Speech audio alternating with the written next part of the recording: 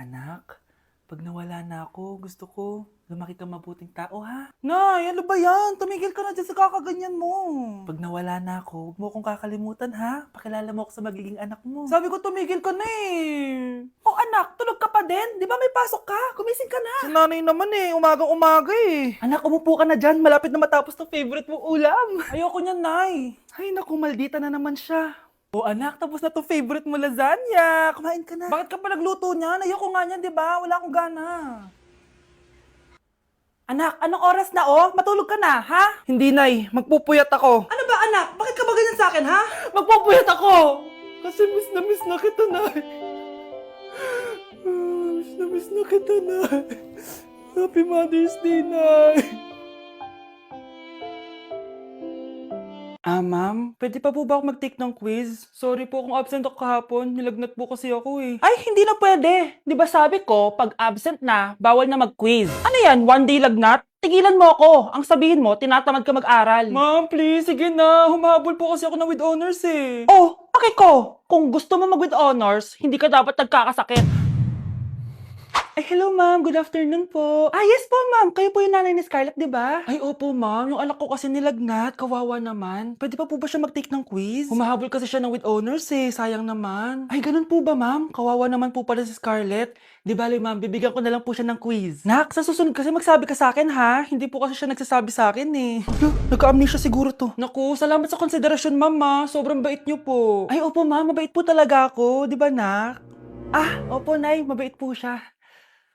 Hala, na paano siya? Be, anong iniiyak-iyak mo dyan? Nagre-relapse ako, be. Nakita ko kasi mga favorite song namin sa Spotify rap results ko. Lo, OA mo be? Okay, class. Kanina notebook to? Hala, diary ko ba yun? Ah, sige, tatapon ko na to. Total, wala naman may-ari sa inyo, ha? Ma'am, wait! Diary ko po yan. Oh, Scarlett. Pwede mo bang basahin sa buong klase kung anong laman ng diary mo? Babasahin? Ma'am, nakakahiya. Go, Bes! O, ganito, Scarlett. Pag binasa mo yan, may plus points ka sa akin. Sige na nga, para sa plus points. Dear Diary, niligawan ako ng crush ko. Para ako nasa movie at kami yung bida. Siri, play Snow on the Beach. Yee! Ang harot, ha? Ah, kaya pala may Taylor Swift ka sa Spotify rap mo, ha? Ano ba? Ito na nga, next na. Dear Diary, nagselo siya sa boy best friend ko. Gusto niya na makipaghiwalay sa akin. Hindi ko kayang mawala siya. I will die for you. OMG. Hula ko. Nasa Spotify rap mo si The Weeknd, no? Eto na nga. Medyo masakit to. Dear Diary, balita ko, may bago na siyang girlfriend. At yung best friend ko pa yung bago niya. Paano nila nagawa sa akin to? Parehas silang traitor. Hala, okay lang yan, bes. Kaya, ayun. Nasa top song ko yung Kill Bill ni SZA. Magre-relapse na yan! Tumigil nga kayo! Oh, class! Tumigil na! Hello ma'am. Sorry I'm late. Nga pala, class! May bago pala kayong kaklase! Dear Diary, eto na ba yung binigay ng universe para sa akin? Hi, classmates! My name is Jake. Ang pogi ng pangalan tapos ang tangkad niya pa. Siya na talaga yung para sa And akin. sa mga nagtatanong, may jowa na po ako. And 3 years na po kami. Dear Diary, suko na ako. Ayoko na magjowa. Mamamatay na lang talaga akong single. Christmas music ba yun? September 1 na pala. Anong oras na? Anak, bumangon ka na dyan! Christmas party nyo na! Christmas party na namin. Ready na ako, Nay. Ay wow, excited siya oh. Hi, Mare! Long time no see, ah! Mare! Hello po, Ninang! Eto na ba yung naanak ko? Ang laki na pala niya. Oh, eto. Aginaldo mo, iha. Kukunin ko muna sa kanya, baka kasi mawala niya. O sige Mare, tara kain na tayo dito. Ay, oh sige Mars, tara, kain tayo. Oh, mga anak, buksan nyo ng mga regalo ni Santa Claus. Ano kaya ang regalo ni Santa sa akin? Sana slime to. Wow, ang ganda naman ng damit na to. Ano to? Deodorant? Alam kasi ni Santa na maasim ang kilikili mo. Nayo! Okay, dalawa, tama na yan ha. Nakakamiss maging bata. Grabe ka talaga anak. Best CEO Award. Deserve mo talaga yun. Thank you, Nay. Grabe ka na talaga anak. Iba ka na. Oh, tara na. Naghihintay na yung mansion mo.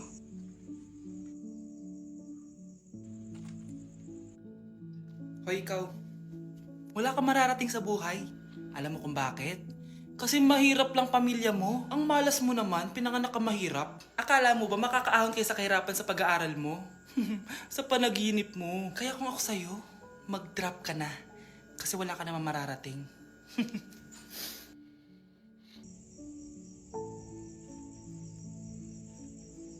Tara na, Nay. Yes! Ang taas ng score ko! Anong score mo, Scarlett? 19 yung score ko. Ay, hindi perfect. Buti pa ako, naka 20. Bawi ka na lang next time, ha?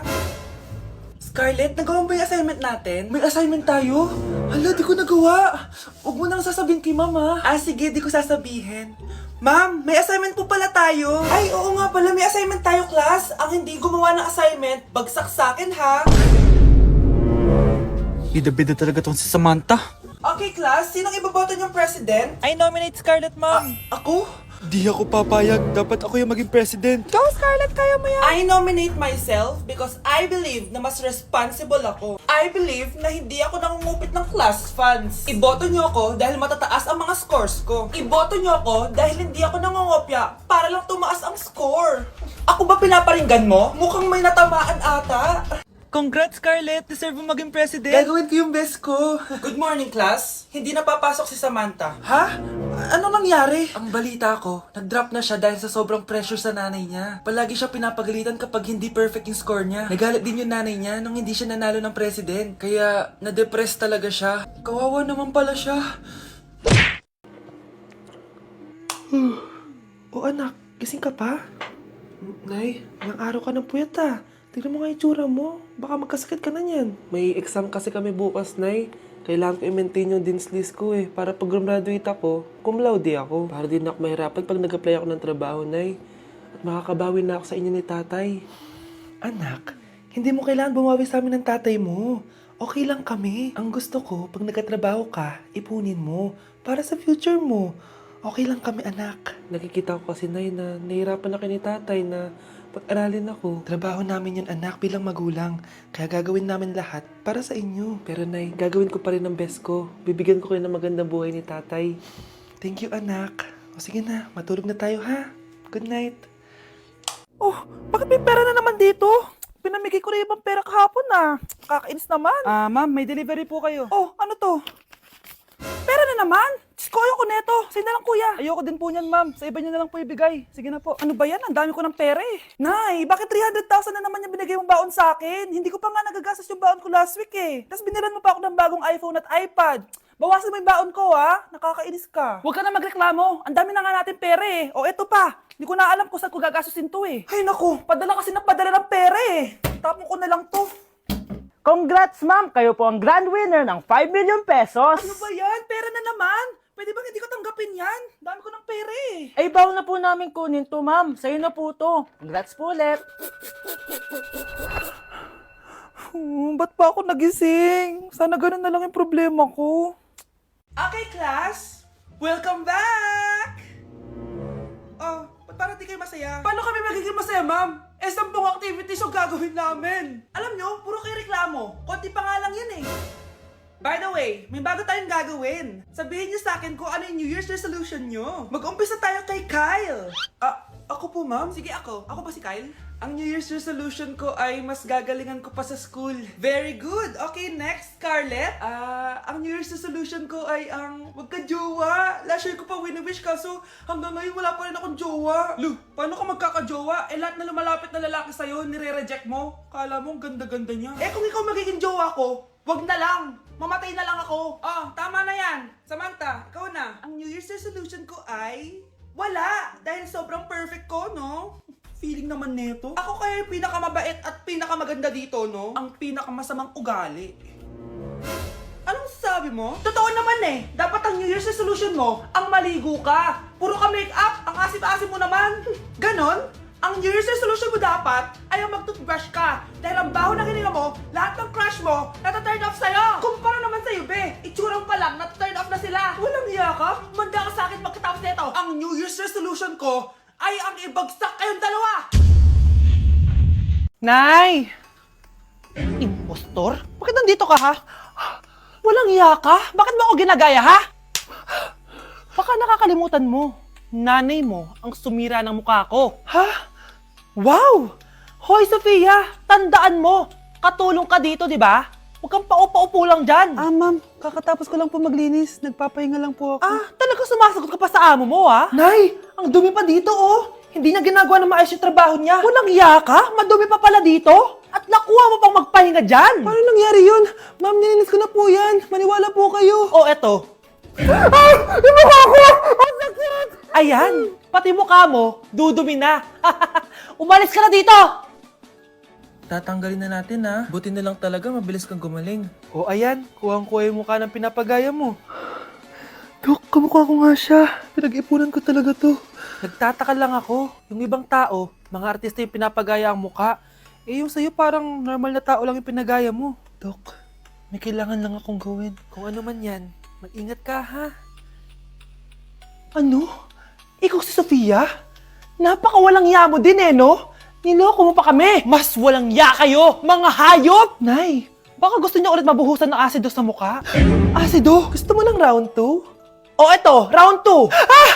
Sige, ibuhos mo! Naka-live ako, oh. Ipakita nyo kung sino talaga kayo! Ano? Alisin mo yan. Ano? Takot na kayo, no? Tignan ko na lang kung hindi kayo masisira sa mga tao. Hindi kami pwede masira.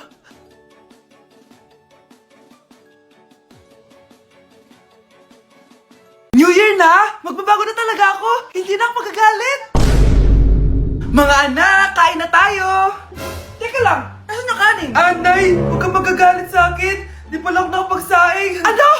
Oh, kalma ka lang. Huwag kang magagalit. Sige anak! Magsaing ka na! Sige po, Nay! Nay! Naputol ko yung hanger mo! Oh, kumalma ka. Huwag ka papadala sa emotion mo. Okay lang yan, anak. Bibili lang ako ng bago. Sige po, Nay. Ang weird naman niya. Hindi siya nagagalit. Nay, kumuha ako ng 1,000 sa wallet mo. Ayaw mo kasi akong bigyan ng pera eh. Oh, relax ka lang. Pera lang yan. Huwag ka magalit. Sige anak, mag-shopping ka lang. Go! Yes, easy money. Mga anak, matulog na tayo. Ikaw, ano gusto mo? Nay, kailangan ko pala ng one whole sheet bukas tapos ng glue. Kung kailan gabi na? Oh, relax ka lang. Anak mo yan. Bilan mo na siya. Sige anak, lalabas ako ngayon kahit alas 12 na para bilhin lang yung mga kailangan mo, no? A few moments later. Nay, bakit pala di na kayo masyado nagagalit sa amin? Kasi, New Year na, nagbago na ako. Wow, Nay! So di ka galit kay tatay kasi kapit niya yung kapitbahay natin? Ano? Lagot, paano kakalma nito? Hi, Mars! Happy New Year! Mars, parang may nagbago sa'yo. Oo! Mamamatay tao na ako ngayon! Kapit ko pa ng asawa ko, ha? Halika dito! Ma'am, parang wala po ata sa lesson natin yung number 5. Ay, wala ba? Sige, bonus na lang yan. Thank you, ma'am. Ma'am, wala po ata sa lesson natin yung number 5. Anong gagawin ko? Puro ka kasi daldalan, kaya di mo alam. No, favoritism si ma'am. May sinasabi ka? Ay, wala po. A few moments later. So, ganun lang siya kadali. Ma'am, pwede po ako pa-excuse. Sumasakit po yung puson ko eh. Sige, punta na lang sa clinic. May gamot doon. Sige po, ma'am. Nagets niyo ba, class? Ma'am, excuse po. Sumasakit po yung puson ko. Ang arte mo naman. Onting sakit lang, excuse agad. Kapag di maganda, wag na mag-inarte. Kala mo naman ang ganda ni ma'am. Hello po, ma'am. Sorry po, absent ako kahapon. Nagkalagnat po kasi ako eh. Ganun ba? Sige, excuse na lang kita. Sige po, ma'am. Thank you po. Ma'am, excuse po. Nilagnat po kasi ako kahapon kaya di po ako nakapasok. Naku, tigilan mo ako ha. Walang isang araw na lagnat. Ang sabihin mo, tamad kang pumasok. Ikaw nga, palagi ka nga di pumapasok eh. Anong sabi mo? Totoo naman, ma'am. May favoritism ka. Susumbong kita sa principal. Maniniwala ba ang principal sa'yo? Wala ka namang ebidensya. Anak, mag-exam tayo mamaya ha. Dapat mas mataas grades mo kay Scarlett. Oo naman, Nay. Mas magaling naman ako sa kanya. Anak ni ma'am si Samantha. Eto yung mga sagot mamaya sa exam. I-perfect mo yan. Sige na, Nay. Baka may makakita pa sa atin. Humanda kayong dalawa sa principal. Tapos na yung maliligayang araw niyo.